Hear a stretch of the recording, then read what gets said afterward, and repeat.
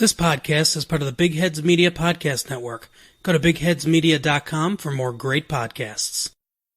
And now, on with the show.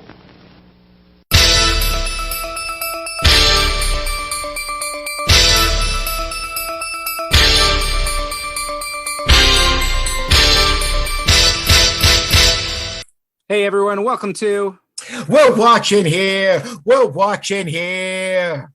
This is Opinionated Movie Talk with Chris and Perry. My name is Chris Williams. With me, once again, he's the Cliff Booth to my Rick Dalton, Perry Seibert. That's right. I'm the one who we now know officially killed his wife. That's right. A lot of other people. It's very true. But you know what? I'm no pimp. I'm just an alcoholic who's very insecure. Also, I'm Rick Dalton. But today we are doing a special episode where we talk about the novelization of Once Upon a Time in Hollywood, a movie we talked about back in 2019. This is Quentin Tarantino's first novel, and we thought it might be fun to talk about. We've both read it. So I'm looking forward to getting into that. But Perry, first, what have you been watching? So, Chris, I was working on something the other day, and I needed to have background noise on. And I decided I put on something that a movie that I saw so many times on VHS that I don't. It's just ingrained. If you picked it up, I could probably start spouting it, and I just know its rhythm as well. And I decided not, I wouldn't have to think about it. And I probably hadn't had it play in front of me in I don't know how long, could be 20 years. I put on Beverly Hills Cop. And that's not what I want to talk about, because that was exactly as I remember it. Okay. The next day I was in the same situation. I just needed some background noise, and I put on Beverly Hills Cop 2, which I had not seen probably since I saw it in the theater as a teenager. Okay. And I'm no great fan of Tony Scott. Tony Scott made some movies I really enjoyed, don't get me wrong, but I don't care for the Tony Scott aesthetic for the most part. That's far too slick and commercial and cold and ugly and not often fun, although sometimes it is. And I think I can safely say, after having that on in front of me again and perusing the man's filmography, it might be his worst movie. It might be one of the most soulless, just ugly, automatic cash grabs from the 80s I can imagine. I mean, it's truly shocking how unfunny it is. I mean, unless you are a Eddie Murphy completist or a Tony Scott completist, there is absolutely no reason for this film to exist. It is a really, truly, awful example of, the Simpson Bruckheimer action films of the 80s. It really is just empty and has no style beyond Tony Scott's, like I said, just relentlessly slick work. It's really bad. It's just so cold, and yep, you were stupid enough to pay for this, so here we're gonna let Eddie Murphy yell at a lot of people for a while, and we will show you some car chases and some gunfights that will mean nothing to you. So I know I've seen Beverly Hills Cop. And it's been a long time since I've seen that. I don't think I've ever seen Beverly Hills Cop 2. I have seen Beverly Hills Cop 3. I've never seen 3. I almost thought about putting it on just to find out if Landis could do anything with this, or at least make it funny. No, it's awful. It's awful. And here's the thing, it takes place. Right. I remember this. Right? That's all I know about it. And I love amusement parks. As we're recording this, I'm going to Kings Island next week. When I was in high school, I was obsessed with writing a screenplay that would be like Die Hard at an amusement park. And I was in high school the time Beverly Hills Cop 3 came out. So this should have been in my wheelhouse. But I saw it. I was like, oh, no, this isn't. Even at that age, even when I was in the heights of Nutty Professor fandom. Oh, wow. Wait, this might have come out after Nutty Professor or before Nutty Professor. But still, I mean, that's even sadder because it means I was in like middle school and should have been even more easily impressed. But nope. It's hard to believe Eddie Murphy taking a paycheck. Well, and he's got a story by credit on it. Like he was in, I don't know whether that was just sort of because he's also Eddie Murphy Productions is one of the production companies on the film. So it isn't, I mean, he had a lot of control over this. And wow, so lazy, just so soulless 80s action crap. I mean, and I know there are people who love that.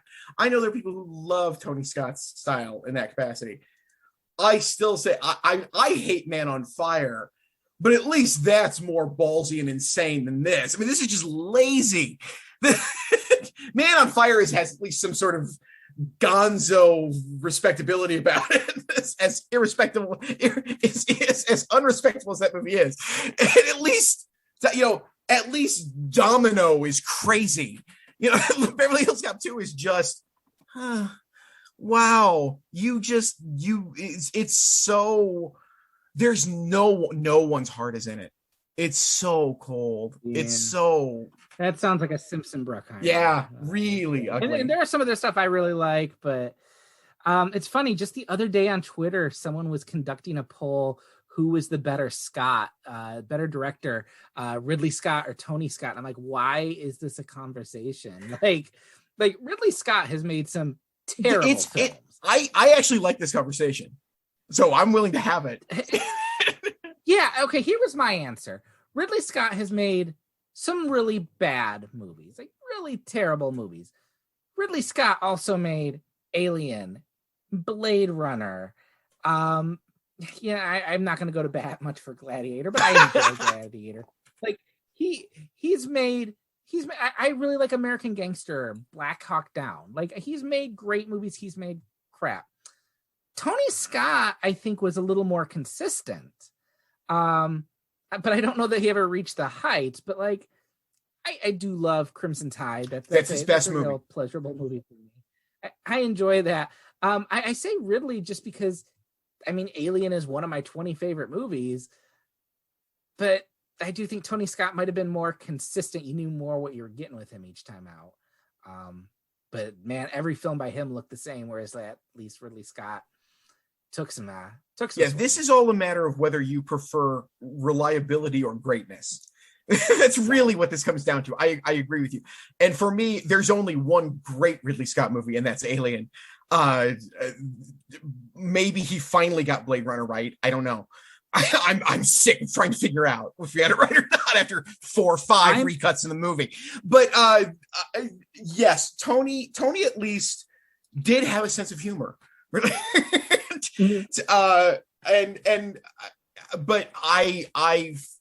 a bad Ridley Scott movie has more interesting things in it than a bad Tony Scott movie. Yeah. And so I'll give Ridley the nod on this, but I understand those who would rather take Tony's really consistent, slick, empty, facile entertainment.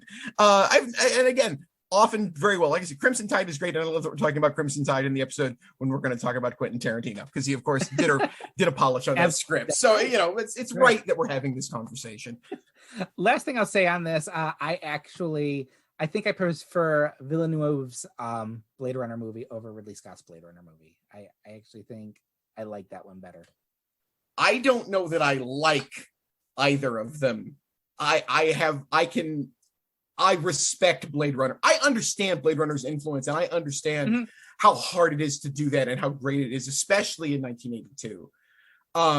2046 certainly looks even better, but at least I understand the people who love Blade Runner. I understand why it has the status it does.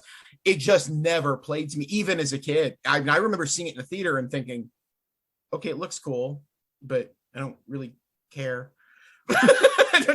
It didn't move me, and it never has. And no matter what edit of it I see, it doesn't move me. So, and then, Tony, I would have rather have seen Tony Scott's Legend than Ridley's. Yeah.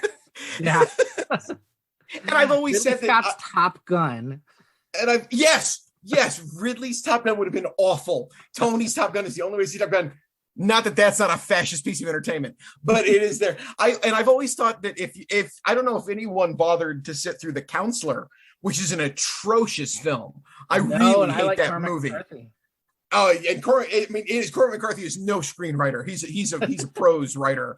That's a terrible screenplay.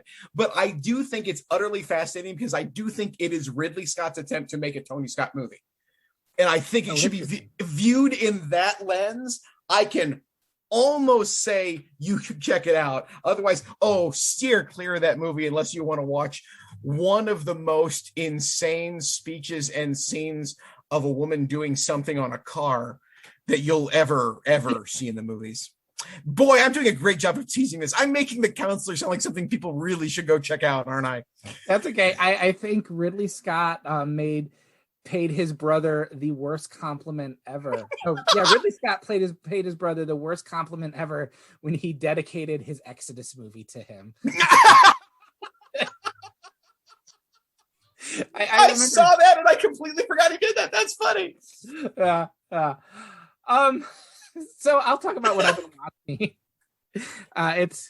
It's more of a what we've been listening to. I've actually been listening to a podcast about a movie I've never seen. I've never had any desire to see, but now I feel like out of sheer morbid curiosity, I need to see it. I have been listening to the podcast, The Plot Thickens by Turner Classic Movies. Are you familiar with this podcast? Yes, I have heard. I have not listened yet, but I am aware. Please tell the viewers. Please tell the viewers what they can hear on that show. Sure. Every season they have a certain topic about movies or directors. And I remember my boss last year was talking to me about, I think it was on Bogdanovich. And I didn't listen to any of it, but I kind of queued it up and I meant to get back to it and I never did. But this season, they're doing a whole season about the making of The Bonfire of the Vanities. Yes. Based on Julie Solomon's book, The Devil's Candy. And yes. She actually is the host through it. But she really details the production, the marketing, everything about a movie that was notoriously bad. And yeah, it is. What's great, she has original audio from when she was interviewing people. So she's got Bruce Willis just really acting like an ass. Brian De Palma talking about how, great this is going to be. Tom Hanks utterly miscast. I've never seen the movie. Now this makes me want to see it because it just sounds so ill-advised. I'm a sucker. Like, I'm not a huge behind the scenes person, but I love stories about fiascos. Like, they're really fun for me to read and listen to. And this has just been a fun listen. I was really looking forward to the Gene and Roger podcast that The Ringer did, which is kind of a little too surfacey for my taste. It's enjoyable, but it's too short. But this has really scratched an itch. This is really good, fun stuff. So I do recommend that. So I the reason I haven't listened to The Plot Thickens, the first news is because it's interesting that whole Bogdanovich series came out at the same time that You Must Remember This was doing a whole season on Polly Platt. And it very much felt like Bogdanovich marshaled the forces over at TCM to get his side of the story out. And it felt really icky to me because I happened to side with Polly Platt during much of that and always have. I wasn't won over by that podcast. I just liked the Polly Platt story a great deal. And I haven't listened to this one because I've read The Devil's Candy. Okay. And it is fantastic. It is one of the great portraits of a disaster you will ever read. I would go so far as to say it's the best I prefer it to Final Cut, the book about the making of Heaven's Gate, which is really good and worth reading, but it was written by someone who was in on it. It was someone, at the studio who played a part in the bad decision making. She's got no axe to grind in this book. She doesn't make fun of anybody. Like, it's not. No, she's the tone is not, wow, look at stupid Hollywood. It's just she just was given full access to people acting horribly and making terrible decisions. And it's like, oh my word. And the other reason if you've never read Bonfire of the Vanities, Chris, Have you? I have not read Bonfire of the Vanities. See, yeah, read both books. Because the book, I given ask the impossible question, what is the great American novel? That is one of the 4 books I would answer with. Okay. I think it's one of the great works. And the book is spectacular. And to understand how awful the movie is, you really do have to know the book. Like you can appreciate that it's a bad movie. You can't appreciate how bad a movie it is unless you've read the source material and understand how badly they fucked it up. I mean, colossally, just how awful it is. And the great thing about the book, and I'm sure if she's got the audio still, it's in the podcast, is the minute decisions along the way that everybody makes that's just wrong. They've just made the wrong decision at every possible turn, and no one seems to notice it. From Tom Hanks, for some reason, refusing to let Uma Thurman play the part that Melanie Griffith was given in the movie. Yeah, that's the first episode. And if you've read the book, you're like, this is brainless. This is obvious. Uma Thurman is that character, especially at that point. Like that's just obvious. Why would Tom Hanks make this decision? This is stupid. Why would you cast Tom Hanks in the first place as someone who's supposed to be completely unlikable? Mm-hmm. Why would you cast Bruce Willis as a character who's supposed to be British? It makes no sense. Thankfully, he's not playing British in the movie. They were smart enough to pull back from that. The character in the book is a British tabloid journalist. That's the point. Like they misplay everything from the book. So yeah. Oh, if you enjoyed that, you've got a couple of great reads ahead of you. Yes, I would both read The Solomon and absolutely read Bonfire of the Vanities. It's a fantastic novel. Well, I think reading actually sets us up for a really perfect segue because this week we are talking about a book. So Once Upon a Time in Hollywood came out 2019, right? It was 2 years ago. And we reviewed it on this podcast. And I think it was also on our top 10. Was it your top film of the year? It probably wasn't my top, but it was definitely in the top 5, probably top 3. It was absolutely in my list too. A movie we both really liked. I haven't seen it since that screening, but I've wanted to, and I want to read it, want to go revisit it even more now, having read the novel. This is Quentin Tarantino taking his script and writing a novel of it, and like Quentin Tarantino would do, it doesn't do what you would expect. And so this came out at the beginning of July. You can read it now. So we're going to talk a little bit about it. I don't know how deep we'll go into spoilers. We'll try and not spoil anything specific, but I don't know how we can really get around talking about some things that happen in the movies and happen differently or earlier in the book, or not at all. Yeah. So Perry, why don't you start with this? I think you're a little higher on the book than I am, but what did you think of the novel? So here's why I ended up really liking the novel a great deal. For the first half of it, I was okay. Like, all right, well, this is interesting that he's decided to do a novelization of this, and it reads fine. He's a writer.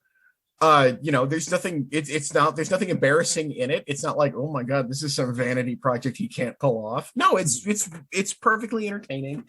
I am a big fan of the Hard Case Crime imprint, which is they reprint out of print old-fashioned pulp stuff, and they give it these great new covers, and I'm a big fan of the label. And it for the first half of it feels like that's what it should be on.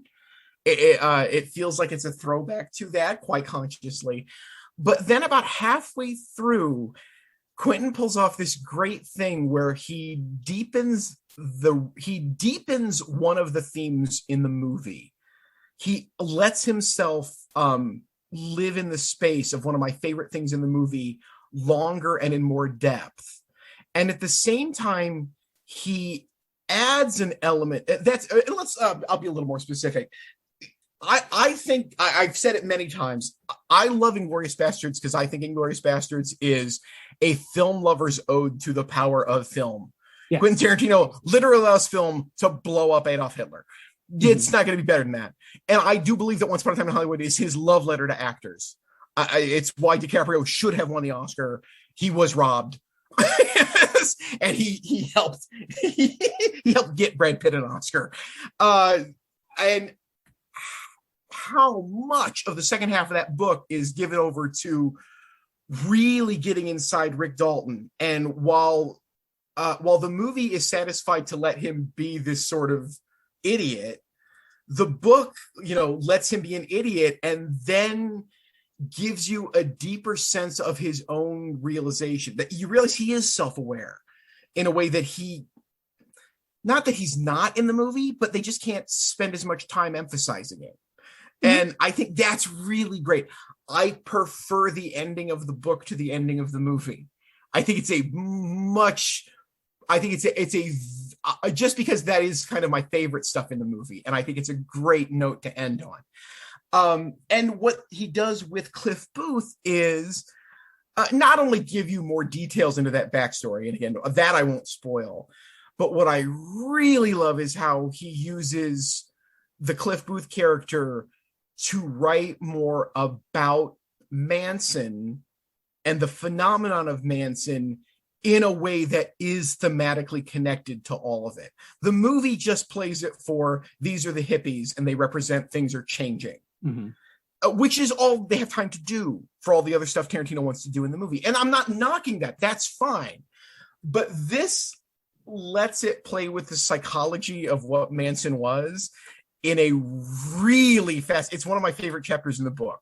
And on top of that, if you are a hardcore Tarantino level film nerd, which I will gladly admit I am not, there are in jokes and references in this that are so deeply wedded. I highly recommend, if you read this and are interested. He was on Elvis Mitchell's podcast, The Treatment, to talk about the book a month ago or so.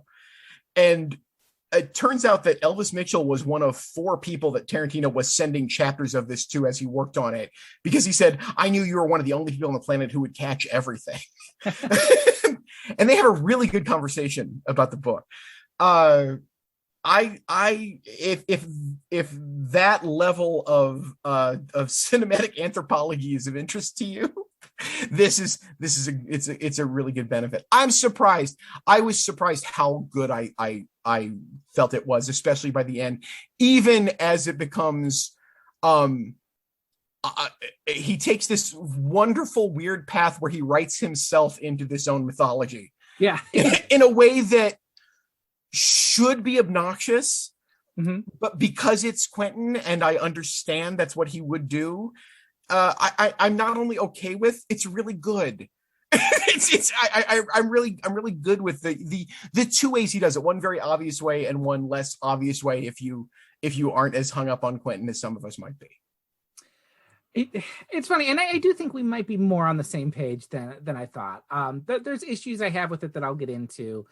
One thing, I mean, in many ways, this delivers kind of what I expected from Quentin Tarantino doing a novel of one of his own movies. I get the feeling he is one of those kids who read the novelizations of films to see the parts cut out of the movie.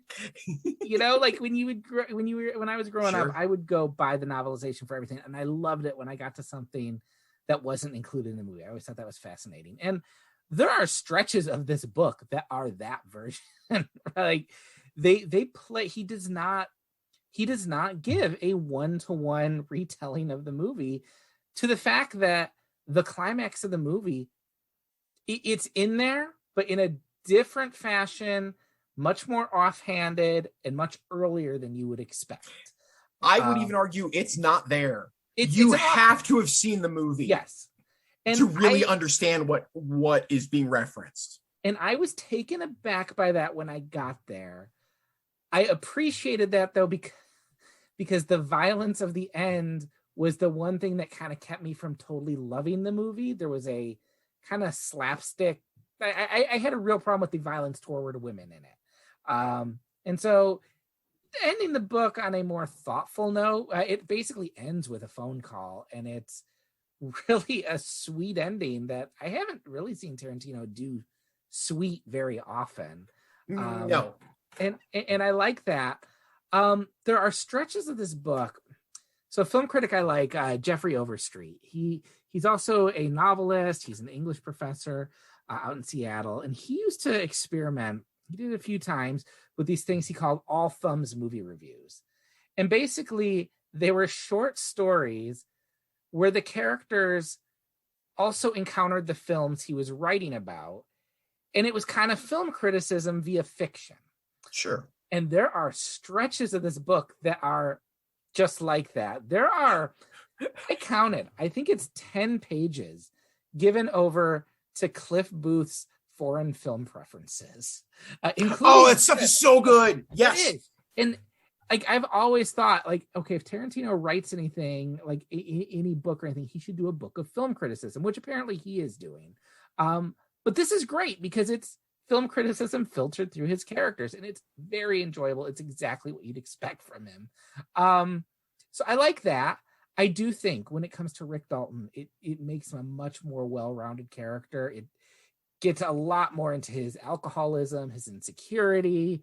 Like you said, he's more aware of where he stands. I feel like, and it's been a while since I've seen the movie, he's kind of oblivious. He comes off as oblivious in the movie to the fact that he's kind of, his career is setting. Well, no, he is aware, but it's underlined more in the book. Right. It's just that he gets to live in that space more. There's nothing. Yeah. He's not different by any means. He just gets to play some of those notes longer and to the point where, like, there's. So the famous speech in the movie about how he almost gets the job in The Great Escape there's a giant extrapolation of that story in the book, and that's really where you get to see the depth of Rick Dalton. You get to understand. You get to understand in the book that he's not stupid. Mm-hmm. And the movie lets you live with the possibility that Rick is just stupid. Yeah. Not unaware, not dumb, not adult, just kind of stupid. It really it really casts a new light on his relationship with that story, which, the Great Escape scene is kind of, it's a quick gag in the movie. And it comes up several times in the book, and how he feels about it is really brought out in a way. I thought that character was brought out in more depth. I had a few more problems with Cliff Booth as a character. Like, I think the issues I had with this are all surface level me issues. Like, oh, I don't enjoy this. Cliff Booth, kind of a monster in the book. He's a murderer. He's not just his way. He kills. We learn that he's killed many people. Yes. He was a dog fighter. A handful of people. Yeah. I mean, many outside of combat might be stretching it. Let's be fair. The many comes from combat, but yes, a handful outside of combat. Yeah. Sure. It's funny. My reaction to the character change, like Brad Pitt's performance is one of the most enjoyable things in that movie.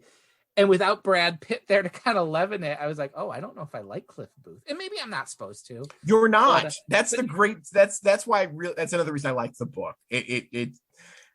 That's supposed to be pretty clear. No, it's not supposed to be pretty clear. I believe the term Tarantino uses, I've heard at one point to say, well, no, Cliff's sketchy. That's a really good way to say it. And he doesn't come across that way in the movie. No, really. And then there's just things. They're the typical Tarantino frustrations I have, and they're all on display. The N-word makes a few appearances. The F slur makes a few appearances. His writing about sex always comes off as very juvenile, and those were the things where I was like, "Oh, Tarantino's doing that thing. I don't like it when he does." Uh-huh. And I had no illusions that he wouldn't do those things I don't like. Sure. And I think those were the things that kind of kept, I feel like when they're all in his films, but there's something about the collaborative nature of that I think kind of dulls them a bit for me, or at least makes me feel like someone's tempering his worst impulses. This is where every impulse can come out to play. And it's indulgence in the best and worst ways. I think it is a novel I could not put it down. I read it very quickly, and it's a hefty novel. I was kind of expecting, oh, this is, he's just kind of fooling around with this. It'll be 200 pages. It's 400 pages exactly, and I read this in the course of a week.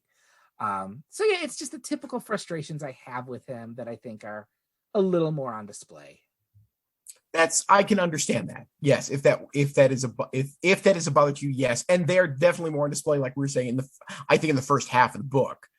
I am willing to let all of that go for what pays off, and also for the really great, again, because he has thought through Rick Dalton's entire career. Getting the whole, it must be, again, I didn't count it, but it must be 20 to 25 pages devoted to the plot of the pilot episode of Lancer that he is shooting. That is such, I mean, yes, that to me is certainly indulgent. And at the same time, thank goodness. It's so creative to refashion a 60s television Western episode and to be able to write it using language you could not use in that said episode is fantastic and is on point. It's not, I don't mean to imply it's indulgent in the sense that it stops the book or it's not fun to read or this is just something he wanted to do. Yeah, it is something he just wanted to do. And at the same time, he figured out a context and a form in which he could write it and make me want to read it. Yeah, I know what he wanted to do was when he was actually getting to the shooting of that Lancer episode in the movie. He wanted it to be this break where all of a sudden it feels like you're watching a totally different movie. And there are elements of that, like the camera moves a certain way where you feel like you're watching a movie rather than watching a movie get made. But this goes much longer and it's much more epic. And it basically turns into a Western short story. And that is I knew he had done something like that because I had read a review of it and I was kind of dreading it. And then when it happens, I'm like, oh no, this is actually really enjoyable. This part is really well written. I mean, it is. I would be really curious to see what he could do with a novel not based on one of his films because I couldn't ever really stop comparing the two. I would love to see him do an original film, but I also kind of don't want him to quit his day job. He keeps threatening to retire after the 10th film. And he's always said he would go write novels. And this makes me think he'd be pretty good at it. I would gladly read another one, original or no. It is, especially if he just kept doing it. He could find, another layer of popular culture to dive deep into. Probably not one that he loves as much as this. It's readily apparent how much he loves these actors and these stars that he's referencing and writing about. I mean, he makes it clearer, I think, in that Elvis Mitchell interview that, Rick Dalton is basically built on Burt Reynolds. That really is who it's supposed, not specifically, but that's the kind of person he's writing about. I'm sure there are other actors he loves just as much that he could invest that much imagination and time into to flesh out a story as realistic as this one. I encourage this. Better this than so many other things he could do. If he's really insistent on not making movies anymore. I have always thought of Quentin as a writer, even as a director. He understands how to shape his films. In order to tell a story. And I think he knows how to do that in the written form as well. I think he can do both. I think, yeah. When I say don't quit your day job, I don't mean because you're a bad writer. I mean, right. No, I get pleasure from watching his movies. Yes, agreed. There's a chapter about Cliff's encountering Aldo Ray. Speaking of the way he makes this more of a love letter to actors, and I appreciated that. I also thought there was I like the way he drew out the scene, which is my favorite in the movie of Sharon Tate watching herself on the screen. Yes, yeah, that's both of those passages are are just wonderful in the book. I'm really glad he did this. Yeah, I hope it's not just a detour that ends. I would love to see a second Tarantino novel. I'm very glad he did this instead of us getting the R-rated Star Trek. He was not that I wouldn't see the R-rated Star Trek, but this feels like it was something more of a labor of love, and I'm sure the Star Trek episode or movie would be a labor of love too. But that's not going to be his 10th and last movie, and nor will he remake Reservoir Dogs. Something else he's talked about, which I can't believe he would do. But well, a topic for another podcast is also the fact that we're facing a world potentially with no more Quentin Tarantino movies and no more Coen Brothers movies, and that has me a little worried about the future. Ethan has always had other interests, and I don't know where Joel is. I have a hard time believing if you're married to Frances McDormand, you won't get the itch to make some movies at some point. That is true. All right. Well, we hope you enjoyed this. This book report basically was what this was, and I had fun doing it. We are going to jump right back into our Summer of the 70s series with our next episode. We will be talking about Terrence Malick's Badlands. So I hope you'll join us in 2 weeks for that. In the meantime, Perry, where can people find you? You can find me on Facebook. You can find me on Twitter at Perry Loves Film. You can hear me every Friday morning on the Lucy Ann Lance Show on WLBY in Ann Arbor. And you can hear me at the Cathode Ray Mission podcast on occasion. So check all of those out. Chris, where can we read you? You can find me on Twitter at Mere Christianity. You can find me on Facebook. And you can subscribe to my newsletter, Criticisms, where I write about movies and TV. And yeah, I'm really looking forward to coming into this fall, seeing some of the good fall releases that are going to come out. And also I'm continuing my Summers with Spielberg series, which will be into the fall soon, September's with Spielberg. And yeah, we'll get through the rough patch of Always and Hook, and we'll get into Schindler's List and the 90s and things like that. So we will see you in 2 weeks.